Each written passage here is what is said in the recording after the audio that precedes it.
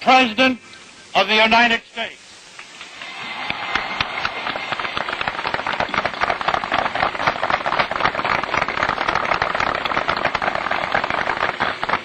General Devers, Reverend Clergy, Senator Mansfield, Secretary Gilpatrick, Mayor Wagner, Admiral Kincaid, Sir John, Commodore, ladies and gentlemen. Admiral Rickover wrote me a few days ago describing the ceremony of the commissioning of a new Polaris submarine, the Andrew Jackson. And he said that to each captain of the new submarine, he gives a plaque which contains an old Breton prayer which was said by fishermen from there for hundreds of years.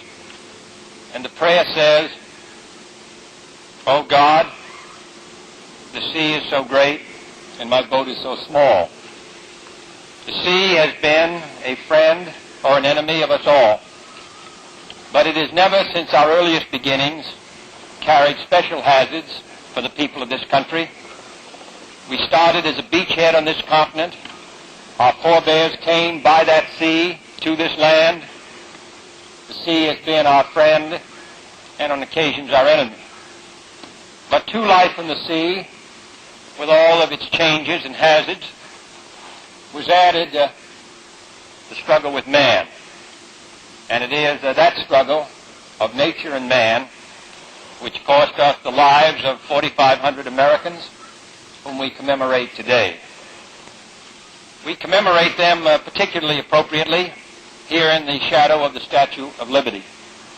I'm sure that their families who will come here and read their names may wonder on occasion whether this rather extraordinary act on their behalf was worthwhile. It is, after all, against the law of nature for parents to bury their children. Children should bury their fathers. And when it's necessary for a father or a mother to bury a son who may range from 18 to 28 with all of his life before him, it represents a special wrench. And I'm sure they wonder, with all of the bright promises, particularly of World War I and then World War II, what it all meant that we should be in such hazard today. I suppose it means that every generation of Americans must be expected in their time to do their part to maintain freedom for their country and freedom for those associated with it. That there is no final victory, but rather all Americans must be always prepared to play their proper part in a difficult and dangerous world.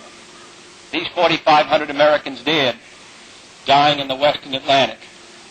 And nearly 20 years later, it is appropriate for us to remember them and also remember those who in 1963 are doing the same thing, not in the Western Atlantic, but much farther from our shores, who also on sea and land are bearing the burden of our defense.